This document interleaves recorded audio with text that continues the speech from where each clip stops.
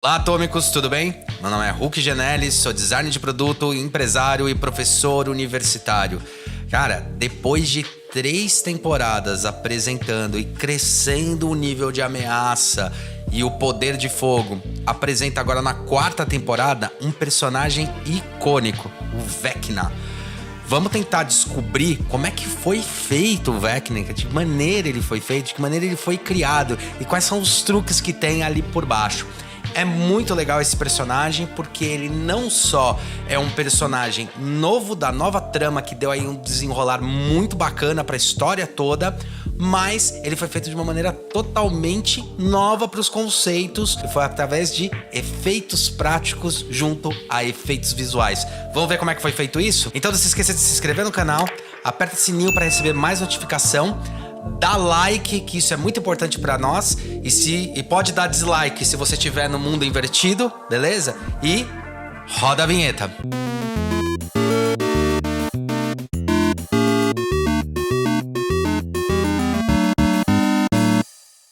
Coisas desse vídeo algumas coisas foram tiradas do vídeo original do canal Vanity, tá? Que tem ali na íntegra, vai ter a descrição aí embaixo falando, só que tá em inglês e tal, e ele foi falando várias coisas. A gente foi pegar justamente como é que foi feito o Vecna, tá? E eu vou falar alguns comentários aqui do que eu achei legal ou não. Mas dentro disso é muito louco, porque os diretores, eles pensaram no seguinte: cara, não só vou beber da fonte da década de 80, mas por que eu não uso os recursos da década de 80?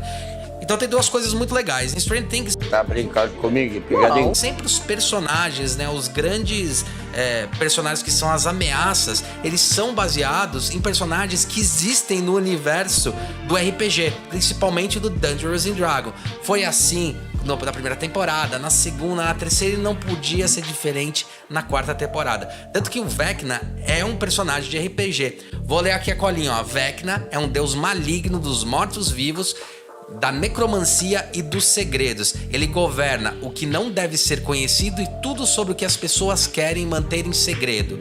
Os conjuradores malignos e os conspiradores prestam-lhe tributos. Ou seja, esse personagem existe no RPG.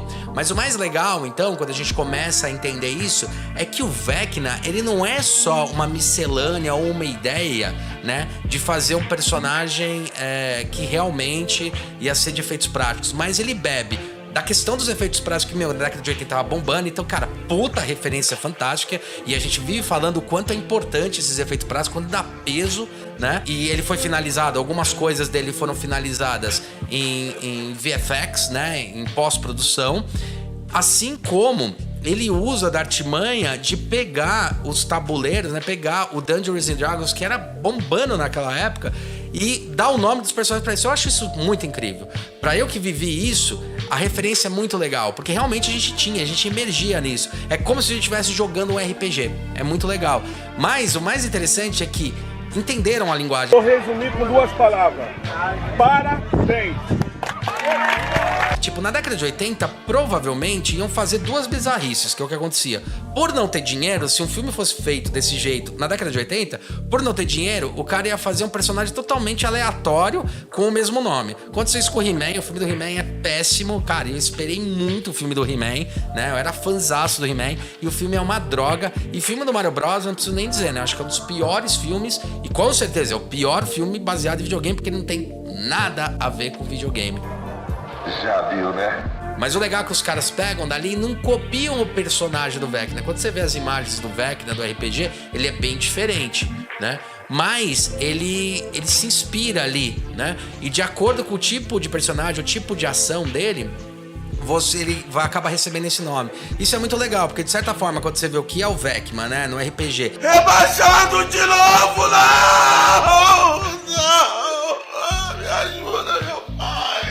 E o que ele é na série, o que ele representa na série, cara, a descrição dele é quase, né? A descrição do RPG dele é quase um spoiler. Não vou dizer nem um spoiler, mas é quase uma definição do que vai ser aquela temporada. Isso eu acho fantástico.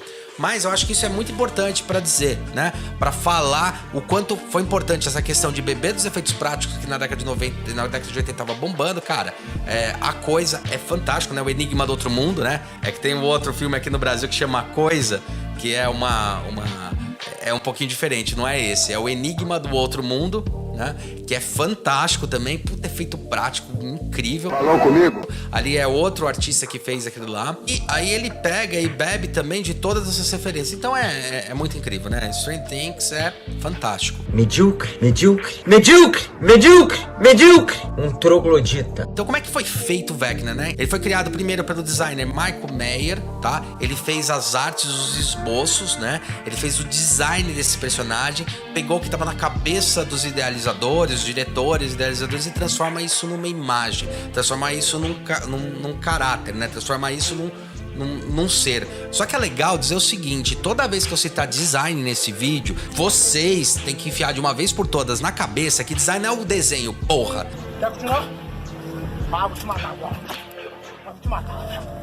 Né? Pô, eu tô com o saco cheio de falar isso. Design é projeto. Então, quando você tem um designer que vai fazer esse desenho do personagem, ele não tá fazendo só o desenho, ele tá pensando como é que vai ser, de que maneira ele vai se comportar, de que maneira ele vai agir, qual a altura, qual a dimensão, quais são as características, ele vai definir a cor, tom. Ele consegue definir até, de certa forma, o tom de voz desse personagem. Então, um designer que faz isso, ele não tá fazendo desenho, tá? Um desenhista faz. Ele tá fazendo um projeto de como será esse personagem. Com esse personagem, ele fez alguns esboços e um foi escolhido. O Vecna foi escolhido. Aí sim, fomos surpreendidos novamente. A partir do momento que o Vecna foi escolhido, aí sim, ele é enviado para a equipe do Barry Gower. Eu dei uma lida ali, uma equipe de designers que vai produzir isso daí. Lembrando novamente, designer é quem pensa todo o processo, tá? Para poder botar isso aí na prática. Um dos primeiros conceitos da questão do Vecna, que é muito legal a gente observar, é que eles dessa vez queriam fazer alguma coisa prática que foi pedido, só que foi a primeira vez ali no estúdio que eles decidiram que iam fazer o personagem completo. Porque é muito normal nessas produções o cara fazer, por exemplo, eu vou filmar alguém, então eu vou filmar do dorso pra cima. Eles fazem a máscara ou fazem a roupa só metade da roupa, né? Ou vai gravar a perna, faz separado. Então eles fazem isso. Eles não, queriam montar esse personagem inteiro no ator. Então, o ator escolhido, o ator que ia fazer isso daí é o James Campbell Bower, tá? E o James Campbell, ele foi o ator que foi feito a modelagem em cima dele. O que eles fizeram primeiro? O Jamie, ele foi lá, os caras tiraram um molde em gesso do corpo inteiro dele. Então pegaram, tiraram um molde em gesso no corpo inteiro. Eles tinham esse molde, esse bonecão tamanho 1:1 do ator. E em cima desse molde eles começaram a modelar o Vecna. O mais legal é como eles fazem o processo. Então eles fazem em gesso, tiram esse personagem em gesso na altura certa, a altura do ator que vai interpretar, né? Aí depois eles, para poder colocar a outra parte que é para fazer a modelagem, o que eles fazem? Eles usam wax molding clay. O que é esse wax molding clay? Resumindo, né, e traduzindo para o português, wax molding clay nada mais é do que plastilina, tá? A plastilina é um tipo de massa para modelagem. Você tem várias densidades, vários tipos. Tem umas que você tem que aquecer mais, outras menos, mas a plastilina, ela é esse tipo. Plastilina é muito parecido. A nós da década de 80, a gente sabe o que é plastilina, que a nossa massinha de modelar era plastilina. Hoje em dia a massinha de modelar é bem diferente, tá? Mas é aquilo lá, é aquela massinha modelada das antigas. Então é a plastilina, que aliás é muito usado, inclusive, para modelagem de boneco, tá? Modelagem de personagem. O pessoal da Iron Studios faz isso. O Zacariotti, que é um amigão meu que faz modelagem, trabalha com isso. Ele faz primeiro essa modelagem, depois dessa modelagem ele tira as partes de resina, tira os moldes e tal. Bom, em suma, imagina. Então eles fizeram um molde em gesso, iam colocar a massa de modelar por cima e depois iam modelar cada elemento, todas as nervuras, tudo que tem ali, a cara, tudo foi modelado em massa de modelar. Demoraram horas pra fazer aquilo lá e não é só uma pessoa, é uma equipe modelando. Agora o mais legal é que se você já brincou com massa de modelar ou já pegou ela gruda muito fácil nas coisas. Qual que foi a inteligência que os caras fizeram que eu achei sensacional? Eles pegaram ali o gesso que já estava pronto e fizeram uma pintura, né? Fizeram uma camada de sabão. Então essa camada de sabão eles colocaram e deixaram secar. Quando secou essa camada de sabão, aí sim eles começaram a aplicar e fazer a aplicação e a modelagem de todo o personagem, cara, na plastilina. Fantástico, sabe? Puta do caralho. Isso é um puta de um trabalho. Um trabalho de modelagem surreal. Aí dessa modelagem eles terminaram tal e já foram definindo quantas partes eles poderiam dividir aquilo lá, porque eles sabiam que aquilo lá era uma peça escultórica que eles tinham feito e dali eles tinham que tirar os modelos. Ele vai tirar um modelo, então dessa primeira parte ele faz um modelo, desse modelo ele tira os moldes que vai gerar as máscaras e as peças, eles chamam de próteses. O que eles fizeram? Depois que eles terminaram de modelar o corpo inteiro, de cima até embaixo, tá? E deixar tudo bonitinho, eles planejaram onde é que iam ter as divisões disso. Então, onde eu vou encaixar tal peça? Porque não dá pra fazer numa peça só. Eles tinham que dividir. E eles dividiram mais ou menos em 25 partes, tá? Isso daí. Eles pegam esse bonecão todo com massa de modelar por cima, né? Com a plastilina por cima, tá? E com gesso, pegam esse boneco inteiro e mergulham num tanque de água. O que vai acontecer nesse tanque de água? A água vai reagir com o sabão e vai fazer a plastilina deslizar. Ou seja, a plastilina, ela não gruda, ela simplesmente é uma camada que vai ajudar ela a desgrudar. Ela desgruda, eles pegam aquelas partes que estão separadas e isso gerou aquilo lá que comentei, 24 partes. Dessas partes, então, tá em plastilina ainda, beleza? Eles pegam isso, colocam no molde para poder fazer o molde em silicone. Fazem todo o processo de molde de silicone. Basicamente é o seguinte, a peça de plastilina ela serve como um modelo, tá? Então é o modelo que eu tenho que copiar. Aí eles botam numa vasilha, né? Numa vasilha, num balde ou num molde, né? Numa estrutura. Eles colocam a peça ali e jogam silicone. Só que é um silicone especial para poder fazer modelo. Geralmente o pessoal usa aí um silicone azul, tal, que é um especial, que você usa um catalisador, mistura, faz a massa, joga, depois de umas 2-3 horas tá pronto a cavidade. Então dali eles tiram, né, desses moldes, eles conseguem tirar as máscaras todas em silicone ou tiram, né, então eles pegam o molde, jogam o silicone ali dentro ou jogam o gel, eles usam, pode ser várias técnicas, tá? Vários tipos de material, né? Ou pode ser até o vinil, né, para fazer isso, igual faz máscara, essas máscaras que a gente, sabe essas daí que você vai na 25 de março e compra essas máscaras de macaco, essas coisas que tem lá de terror, é o mesmo material. Eles tiram dali, então eles jogam dentro desse molde e tiram as máscaras. Aí a máscara é oca, então eles conseguem vestir e tirar esses modelos o tempo que precisarem. Fizeram isso com a luva, o braço todo, né, os 2 braços, fizeram nas pernas, o dorso, o tronco, cara, fantástico. Pra você ter ideia, só a parte daqui de cima até a cabeça e o tronco pesava mais ou menos entre 10 a 15 quilos, cara. Só essa parte de cima, imagina o resto de toda a roupa. Ou seja, o ator lá teve que se mover ali. Me ajuda aqui, pô. Vou cair. Não vai nada, velho. Aí depois disso, então eles tiram todos os moldes, tá? E daí eles fazem a experimentação dos moldes, né? Então eles chamam o ator vai lá e experimenta os moldes. Primeiro o molde ainda experimenta, ainda tá em branco, ou tá ainda no material, né, que ainda foi tirado. Então ainda não tem a pintura final, para testar se tá tudo certo ou não, tal. E aí tem uma outra técnica que eu achei muito legal. O que eles fizeram? Eles não colocaram direto o modelo em cima do ator. Eles colocam uma camada de gel, um gel médico, que é um gel especial, tá? Que eles colocam a camada com densidades diferentes para dar mobilidade. Isso quer dizer o quê? Sobre o ator, eles colocam placas de gel e onde você tem que ter mais mobilidade, eles colocam uma densidade menor. Onde tem menos mobilidade, tipo aqui que é mais rígido, eles colocam uma placa mais densa para dar mais rigidez, para não parecer aquela coisa molenga, assim, sabe? Que em muito filme trash você vê aquela coisa meio molenga, né? Então, puta, super bem feito, fizeram isso e para dar mobilidade também pro ator. Porque pra você ter ideia, para eles vestirem um ator inteiro demorava 8 horas, cara. E o cara tinha que ficar o dia inteiro gravando. Então, porra, imagina o cara não ter mobilidade. Inclusive tem um negócio muito legal, e isso é só pensamento design que pode ter, e é por isso que você tem que ter um designer. Aí dá pra ver por que um designer é diferente de simplesmente falar, eu faço uma modelagem. Os caras falam, bom, mas esse cara vai ficar o dia inteiro com isso daí, então a gente tem que fazer as partes moles pra ele poder se mover, porque afinal, debaixo do Vecna existe uma pessoa e ele precisa ir no banheiro, precisa comer, precisa ouvir pra passar o texto, tanto que eles fizeram os buracos em alguns lugares estratégicos, né?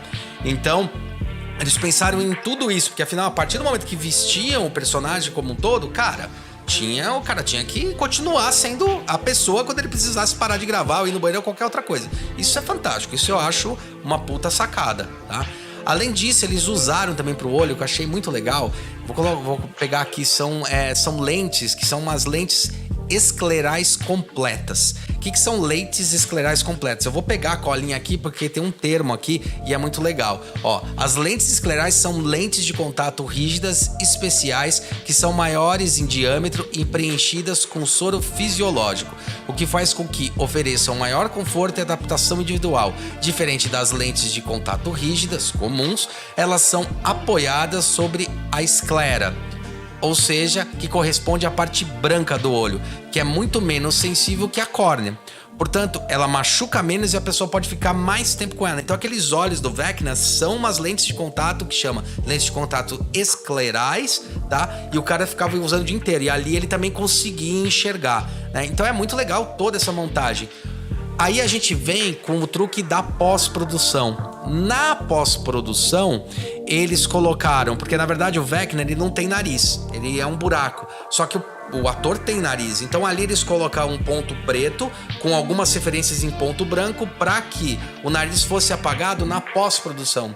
Assim como as ervas daninhas, né? Ou os ramos que tem no próprio Vecna fossem mexidos, né? Assim como os braços aqui atrás, fossem mexidos através de computação gráfica. Cara, só que é tão legal a questão de você usar a computação gráfica em pontual onde realmente precisa e usar o prático onde realmente precisa, que, o Vecna, eu acho ele muito mais acabado, muito melhor e mais assustador do que o bichão da temporada anterior, que era o Devorador de Mentes, que era um CG bem feito e tal, mas, você vê que o peso é diferente, inclusive o ator contracenava.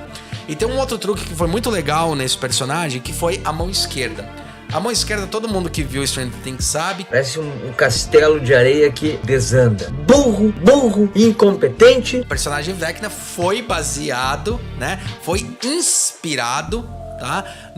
Na Hora do Pesadelo, no Fred Krueger da Hora do Pesadelo. Inclusive, o personagem que fez A Hora do Pesadelo faz uma ponta nessa série. E ele é um cara que perde a visão, dos poucos sobreviventes do Vecna, né? Que ele perde a visão, ele fura os próprios olhos, né? Pra poder não ver mais o Vecna. Porque o Vecna, ele atacava nos sonhos, né? Ele, lá na história, o personagem, o nome dele é Victor Creel. Então, a mão esquerda também tem um outro truque. A mão esquerda tinha uma prótese, era uma luva inteira com uma prótese, tá? Que era uma garra bem comprida que o Vecna usava, inclusive pra afundar no crânio das pessoas que ele pegava. Então, cara, é uma inspiração, outra inspiração incrível, outra referência fantástica. A Hora do Pesadelo, assim, foi incrível quando foi lançado na década de 80. Cara, o primeiro filme, assim, nem se compara aos outros. O primeiro filme foi um clássico muito bem feito, animal. Essa garra, cara, ela tinha, assim, cada dedo tinha em torno de uns 10 a 15 centímetros. E ela era toda móvel, então você colocava a prótese e ela era toda móvel.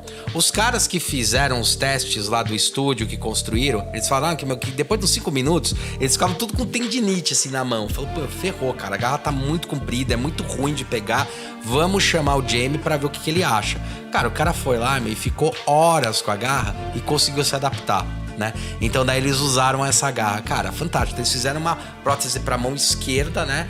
Que eram essas garras enormes pra pegar nas pessoas. Então, a partir desse momento eles fizeram todo um negócio de mecânico, com cordinhas, fizeram todas umas próteses muito legal, colocavam por cima com essas próteses de silicone, cara. Incrível, né? Acho isso, cara, efeito prático é fantástico. E daí eles deram mais peso com duas coisas, né? Uma das coisas foi, como é que vai ser a cor dessa história? E daí eles definiram como é que ia ser a cromia, que isso também é definido. Então, quais vão ser os tons do Vecna? Como é que eu vou fazer a questão do tom do Vecna? Que tons que eu vou dar? Né? Então é o que a gente chama de paleta de cor do Vecna, né? Então quais são as paletas de cor? Você tem que definir isso daí. E é legal que eles estudaram várias referências, eles comentam lá que estudaram várias referências, e uma das referências foi vidas marinhas, né? Pra tentar entender o que tinha na vida marinha, o que tinha de interessante ali nas cores e tal. E outra coisa que assim é meio mórbida, mas faz toda parte do processo, eles foram ver como é que funcionavam cadáveres em decomposição, foram ver como é que funcionava essa questão de batidas, né? Eles falaram que viram muitos hematomas, entenderam que tinha aqueles tons de roxo, verde, preto, e era ali que eles queriam meio que brincar, né?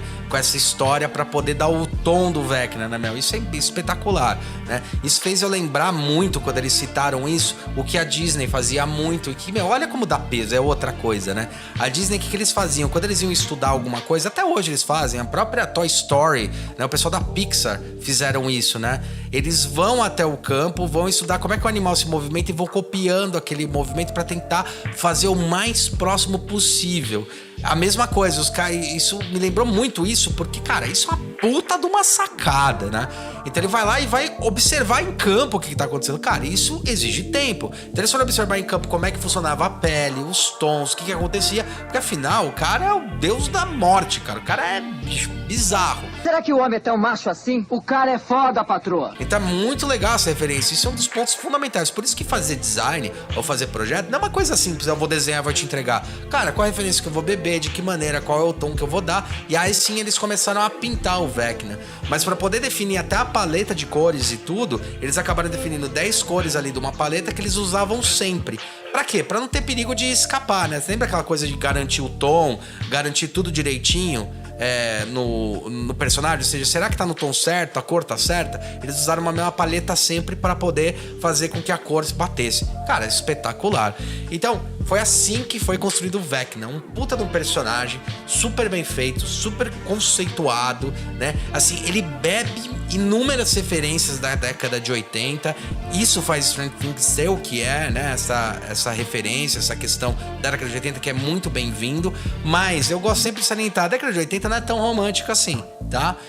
Ela tinha coisas horrorosas, tinha coisas bregas demais, tinha coisas assim, cara, é que só sobra aquilo que é bacana, sacou? Então você olha e fala, nossa, década de 80 é tudo. Não, não é, cara. Teve coisa brega pra caramba, é que só sobra o que é bom, né? Mesma coisa da década de 90. Se você olha, tinha coisa muito ruim, só sobra o que é bom. Só que como a gente convive hoje nos anos 2022, na década de 2022, né? Nessa próxima década, até dos anos 2010 até a década de até 2020, cara, a gente acha que ali, a gente lembra na memória de coisas ruins que tiveram, né? Mas imagina quem nasceu nessa década, né?